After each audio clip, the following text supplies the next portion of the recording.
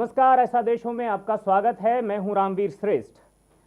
इस मंच पर हमारे साथ एक विचारक मौजूद हैं और ये विचारक पिछले लंबे समय से इस मंच पर आपके सामने अपने विचारों को प्रस्तुत करते आ रहे हैं, अपने विचारों को आप तक पहुंचाने की कोशिश कर रहे हैं। ये विचार एकदम लीक से अलग विचार हैं। इन विचारों से आप सहमत भी हो सकते हैं, असहमत भी हो सकते हैं, लेकिन आप जब आधा घंटा पूरे एपिसोड को सुनते हैं और उसके बाद अगर अपनी राय देते हैं या तो वो राय आपकी बदल जाती है। शुरू में आपको लगता है कि ये राय आप बजरंग मुनि जी से कोई सहमति नहीं रखते, लेकिन जैसे जैसे आप उस पूरे प्रोग्राम को, पूरे एपिसोड को देख लेते हैं, सुन लेते हैं, तो आपकी राय में फर्क आ जाता है और आप कहीं ना कहीं बजरंग मुनि जी से सहमति रखने लगते हैं। आज फिर हम इस मंच पर एक बार फिर से बजरंग मुनि जी का स्वागत करते हैं। आपका बहुत बहुत स्वागत है। और हमारे साथ हैं वरिष्ठ पत्रकार विद्याशंकर जी तिवारी। विद्याशंकर जी, आपका भी बहुत बहुत स्वागत है। हम आज बात करने जा रहे हैं आरक्षण के बारे में। पिछले 2 हफ्ते से लगातार मुनि जी आरक्षण का विरोध कर रहे हैं। धार्मिक आरक्षण पर वो खुलकर बोले, जातीय आरक्षण का भी उन्होंने विरोध किया और अब बारी है SC ST आरक्षण की। समाज का सबसे पिछड़ा हुआ तबका है, सबसे दबा कुचला तबका है और ये एक लोक कल्याणकारी राज्य की ये जवाबदारी बनती है कि वो पिछड़ों को ऊपर उठाए, उनका अपलिफ्टमेंट करे। लेकिन अगर इस तरह से आरक्षण का विरोध किया गया तो क्या ये तबका ऊपर उठ पाएगा?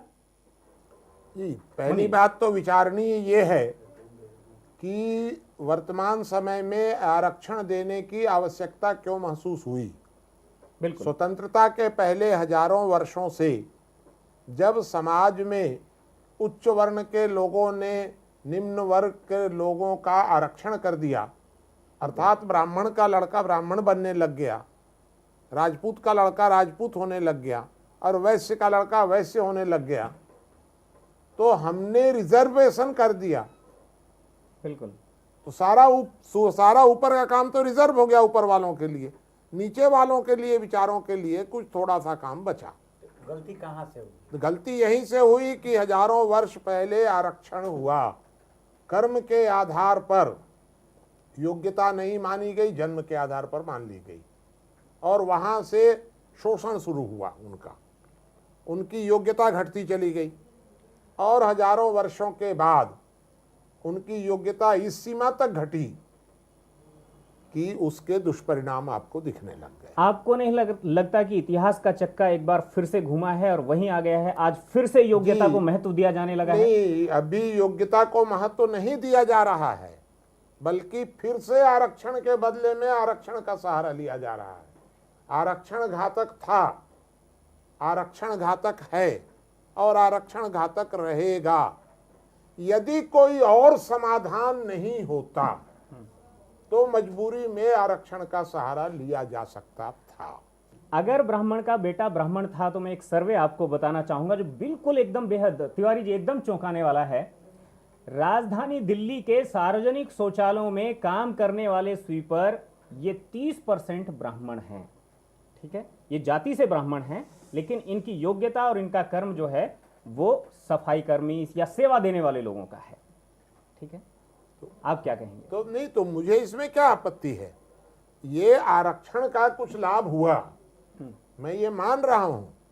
मैंने ये कल जो मैंने पिछले सप्ताह मैंने कहा था, तो मैंने ये नहीं कहा था, मैंने ये कहा था कि धर्म के आधार पर तो आरक्षण होना ही नहीं चाहिए और महिलाओं को आरक्षण देना तो और भी ज्यादा घातक है समाज के लिए। तो मैं धर्म के आधार पर आरक्षण का विरोध किया था और महिलाओं के आरक्षण को तो बहुत ज्यादा हानिकर माना था, एकदम से कि हानिकर है। लेकिन आदिवासी हरिजन का जो आरक्षण है वह भी ठीक नहीं है, परिस्थिति जन्य जरूर है। अच्छा, मैंने ये कहा था। मान लीजिए कि इतिहास में जिस मोड़ पे भी गलती हुई, गलती हो गई, गलती होने के बाद उस गलती को कभी भी सुधारा जा सकता है। तो क्या जो आरक्षण दिया गया है वो गलती को सुधारने की कोशिश है? इसे यह नहीं है। आरक्षण जो है यह शोषण का सिद्धांत है। वास्तव में प्राचीन समय में बुद्धिजीवी सवर्णों ने श्रमजीवियों का शोषण करने के लिए उन अपने सारे अच्छे कार्य रिजर्व कर लिए और उन लोगों के लिए मजदूरी वगैरह रिजर्व कर दी। बुद्धिजीवी सवर्णों ने अब क्या हुआ कि बुद्धिजीवी अवर्णों ने, अर्थात माने SC ST के जो बुद्धिजीवी 5-7% लोग हैं, उन लोगों ने आरक्षण कर दिया बुद्धि का। आरक्षण किस चीज में है? आरक्षण है राजनीति में। तो वहां जाएगा कौन? बुद्धिजीवी। आरक्षण कहाँ है? सरकारी नौकरी में। वहां कौन जाएगा? बुद्धिजीवी। उनका बेटा बुद्धिजीवी बनेगा, वो फिर उसका लाभ लेगा। तो एक तरह से उन्होंने अपने ही कास्ट में क्रीमी लेयर बना दिया ना जी। पुराने जमाने में जो सवर्ण बुद्धिजीवी 100% शोषण कर रहे थे, लाभ उठा रहे थे, सारे माने क्रीमी लेयर का कहिए या उच्च वर्ण का, उसमें ये लोग जाकर के इन लोगों ने समझौता कर लिया कि यार तू अकेले कैसे खाओगे, लूट का माल मैं भी खाऊंगा। तो इन लोगों ने जाकर के समझौता करके 5-7%। आप ये बताइए, संपूर्ण शेड्यूल कास्ट शेड्यूल ट्राइब आबादी में करीब करीब मेरे हिसाब से 90% लोग श्रमजीवी हैं और 10% बुद्धिजीवी हैं, और सवर्णों में 10% बुद्धिजीवी श्रमजीवी हैं, 90% बुद्धिजीवी हैं सवर्णों में। नहीं, आपकी पहली बात से इत्तेफाक रखना ठीक है, लेकिन दूसरी बात ऐसी नहीं है। दूसरी बात भी मैं कह रहा हूं कि बुद्धिजीवी ज्यादा हैं सवर्णों में, और लेकिन 90% का रेशो और नहीं है। वो हो सकता है थोड़ा मोड़ा फर्क, वो कोई बात नहीं है, आप जो भी नंबर बताएं। लेकिन मैं ये मानता हूं कि शेड्यूल कास्ट शेड्यूल ट्राइब में 10% यदि बुद्धिजीवी हैं तो 90% श्रमजीवी हैं। ये 10% बुद्धिजीवियों ने, श्रम माने बुद्धिजीवी शेड्यूल कास्ट और शेड्यूल ट्राइब के लोगों ने षड्यंत्र पूर्वक उन लोगों से समझौता कर लिया, सवर्णों से, और समझौता करके कहा कि यार तू खा रहा है सारा माल तो मुझे भी हिस्सा दे। तो इन लोगों ने हिस्सा ले लिया और 90% श्रमजीवियों को मरने को छोड़ दिया। मजदूरी नहीं बढ़ने दे रहे हैं, श्रम का मूल्य ये लोग बढ़ने नहीं दे रहे हैं, षड्यंत्र पूर्वक नहीं बढ़ने दे रहे हैं। बिजली सस्ती होनी चाहिए, पेट्रोल सस्ता होना चाहिए, डीजल सस्ता होना चाहिए, क्योंकि अगर पेट्रोल डीजल का दाम बढ़ गया तो मजदूरी बढ़ जाएगी, श्रम की मांग बढ़ जाएगी।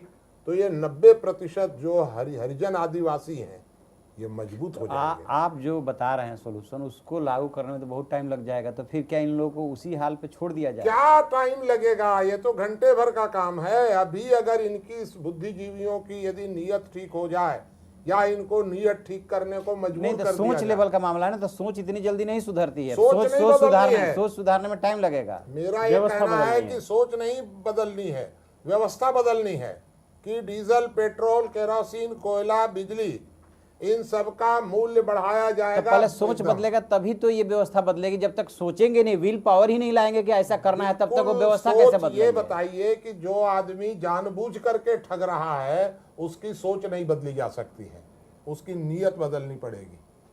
सोच नीयत का पर नहीं है, क्योंकि उनकी नीयत खराब है, जानबूझकर वो शोषण कर रहे हैं। तो आप सोच उनकी क्या बदलिएगा? जब जगा हुआ आदमी सोने का बहाना कर रहा है तो उनको मजबूर करना पड़ेगा कि अपनी वो सोच बदले, मजबूर करना पड़ेगा सोच तो बदलने मजबूर के लिए। कौन करेगा? मजबूर करेंगे ये आदिवासी हरिजन कि तुम कैसे खाओगे, क्रीमी लेयर बना करके खाओगे, इतना तुम्हारा बेटा भी खाएगा, तुम्हारा नाती भी खाएगा, तुम्हारी औरत भी आरक्षण का लाभ लेगी। बैठ, हम लेंगे। गरीब आदमी को आपका आरक्षण कहना है मिलेगा। कि SC ST को ही अपने ही 10% SC ST को उखाड़ फेंकना चाहिए, उनके खिलाफ बगावत कर देनी उन चाहिए। लोगों के खिलाफ एकदम बगावत करनी चाहिए कि हमको आरक्षण नहीं चाहिए। यदि आज श्रम का मूल्य बढ़ जाए, श्रम की मांग बढ़ जाए, तो काहे को आरक्षण की जरूरत रहेगी बताइए? ये 90% लोग तो ऊपर आ जाएंगे। तो श्रम का मूल्य आप क्यों नहीं बढ़ने दे रहे हैं? सस्ती बिजली करके आप चाहते हैं, ये धोखा दे रहे हैं। और इसमें ये लोग हिस्सेदार हो गए हैं, जिनको आरक्षण का लाभ मिला है ये लोग हिस्सेदार हो गए उसमें। अच्छा, आप भी सरकारी पद पे रहे हैं, आपने भी एक क्षेत्र विशेष में काम किया है, आपकी अपनी एक मौलिक सोच है। क्या कभी इस सोच को क्रियान्वित करने के लिए आपने कदम उठाया? क्रियान्वित करने के लिए मैं कैसे कदम उठाऊं? क्योंकि मैं न तो SC हूं न ST हूं। तो मैं तो समाज के अंदर जागृति पैदा कर सकता हूं। वे लोग पावर में हैं, और पावर में जो है ये धूर्त बुद्धिजीवी, दोनों वर्गों के ये धूर्त बुद्धिजीवी एकजुट हो गए हैं। तो मैं तो जनता से ही तो आह्वान कर सकता हूं। मैं तो आपसे ही आह्वान कर सकता हूं कि भाई ये जो बिजली, डीजल, पेट्रोल है, ये बुद्धिजीवियों ने श्रम का शोषण करने के लिए इनको सस्ता किया हुआ है। ये आह्वान मैं किससे करूं? मैं आह्वान कर रहा हूं, मैं आपके माध्यम से ये आवाज उठाना चाहता हूं कि आरक्षण को यदि खत्म कर दिया जाए, बिल्कुल शून्य कर दिया जाए, और डीजल, पेट्रोल, केरोसिन, कोयला, बिजली का मूल्य बढ़ा दिया जाए, तो श्रम की मांग बढ़ जाएगी, श्रम का मूल्य बढ़ जाएगा, आरक्षण की किसी प्रकार की कोई जरूरत ही नहीं रहेगी। ऐसा मेरा तो साफ मानना है एकदम। तो अब वही बात है ना कि ये लागू कैसे हो, कहाँ से शुरुआत हो, ये वही बात मैं कह रहा था कि पहले सोच, समाधान कहाँ से होगा, कैसे होगा? जब आप हार मान रहे हैं कि मैं कैसे कर सकता हूँ, मैं तो सिर्फ आह्वान कर सकता हूँ, तो होगा कैसे फिर? नहीं तो होगा तो उसी तरह से कि एकदम से ये मांग उठानी पड़ेगी समाज के बीच में कि इस प्रकार से होना चाहिए। इन लोगों के षड्यंत्र करने वाले, शोषण करने वाले जो बुद्धिजीवी हैं, माने आदिवासी हरिजनों के, इन लोगों को बेनकाब करना होगा। तो आप नक्सलियों के बीच में भी काम किए हैं, नक्सलियों में भी आदिवासी और हरिजन लोग शामिल हैं, तो उनको क्यों नहीं समझाने की कोशिश करते हैं? वो तो नक्सलियों में आदिवासी हरिजन नहीं है। मैंने आपको पता नहीं है, वे जो नक्सली लोग हैं उनके अंदर जो आदिवासी हरिजन थे जन्म से जी, वो सब बुद्धिजीवी हो गए। अब वो बुद्धिजीवी हो गए तो वो भी उसी में लग गए। वो भी चाहते हैं, नक्सली भी चाहते हैं कि बिजली का दाम ना बढ़े, क्योंकि उनकी सारी सुविधाएं यथावत रहें। ये सारा का सारा मामला है। सन 47 के पहले जब भारत स्वतंत्र नहीं था, तो आर्य समाज के लोगों ने इस समस्या का समाधान खोजना शुरू किया कि भाई ये जाति व्यवस्था टूटे, और यदि कोई मान लीजिए आदिवासी या हरिजन भी है तो उसका नाम इस प्रकार से कर दिया जाए, कोई पहचान इस तरह की न रहे। आर्य समाज ने शुरू किया, नाम क्या गया, आर्य लगा दिया गया, आर्य वगैरह लगा दिए, और एकदम से कोई पहचान ही खत्म कर रहे थे। वह वास्तव में प्राकृतिक इलाज हो रहा था इस समस्या का। लेकिन अंबेडकर जी को लगा कि मैं बुद्धिजीवी, इतना पढ़ा लिखा, अगर ये समस्या ही खत्म हो गई तो मेरी तरक्की तो खत्म हो जाएगी। तो अंबेडकर जी ने अपनी तरक्की के लिए और आदिवासी हरिजनों को एक ग्रुप के रूप में बना करके उसका लाभ उठाने के लिए उन्होंने इनको एक वर्ग के रूप में बना दिया, और वर्ग के रूप में बना दिया तो उसका फायदा भी उठा लिया। और सारे SC ST के जितने बुद्धिजीवी हैं सब अंबेडकर जी को भगवान के सरीखे मानते हैं, क्योंकि अगर अंबेडकर जी नहीं होते तो सवर्ण बुद्धिजीवियों से अवर्ण बुद्धिजीवियों का समझौता कौन करवाता? तो अंबेडकर जी बीच में पुल बन गए, और अंबेडकर जी ने समझौता करा दिया कि वो अगर लूट रहा है तो नहीं, लेकिन ये भी तो कहना पड़ेगा, जिस समय इस वर्ग को उन्होंने अब इनके लिए सोचा और इनके लिए आरक्षण की व्यवस्था अंबेडकर ने की, उस समय दलितों के अंदर या SC के अंदर, ST के अंदर 10% सवर्ण बुद्धिजीवी वर्ग नहीं था। उस समय 10% बुद्धिजीवी नहीं था, 10% करीब हो गया। हाँ। तो अंबेडकर जी ने भी उस समय वो तो शुरुआत थी, शायद जीरो था, जीरो से उठा था वो सब। भी 10 वर्षों के लिए तो किया था। बिल्कुल। और आपको ये भी पता होना चाहिए कि गांधी जी उस समय विरोध में थे कि नहीं, इस प्रकार नहीं होना चाहिए, गांवों को उठाओ, श्रम का मूल्य बढ़े, श्रम की मांग बढ़े, गांधी जी ये चाहते थे। अंबेडकर जी ने 10 वर्षों के लिए कर दिया। और 10 वर्षों के बाद जब एक बार इनको प्राप्त हो गया तो इन लोगों ने ब्लैकमेल करना शुरू किया, क्योंकि दोनों का तो समझौता हो गया। माने शेड्यूल ट्राइब जो बुद्धिजीवी थे उनका उन सवर्ण बुद्धिजीवियों से एक समझौता हो गया। तो सारे बुद्धिजीवियों ने 10 को 20, 20 को 30, 30 को 60, 60 को 500 वर्ष का कर देंगे। सारा माल ये मिलजुल करके खाते रहेंगे, और बेचारे जो गरीब श्रमजीवी जो है SC ST, वो अपने भाग्य पर वहां रोते रहेंगे कि भाई अगर कोई लूट भी रहा है शिक्षा तो में मेरे जाति का है। शिक्षा में सबको समान अधिकार है। जो वहां पर जो क्रीमी लेयर नहीं है उनके लिए फ्री एजुकेशन है, फ्री बाकी सारी चीजें हैं।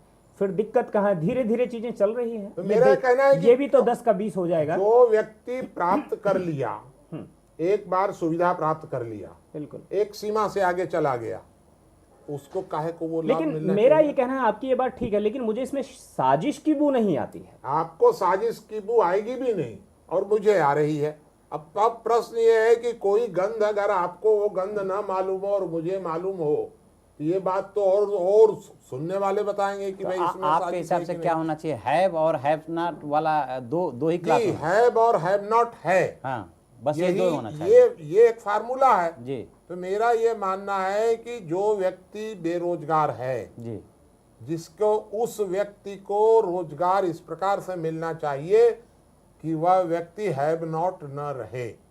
ये अंतर घटना चाहिए, गरीब और अमीर का अंतर घटना चाहिए। ये सब जाति के आधार पर नहीं होना चाहिए, बस इसी के आधार पर क्लास हो। इसके आधार पर होना चाहिए सीधा सीधा कि ये अंतर घटना चाहिए।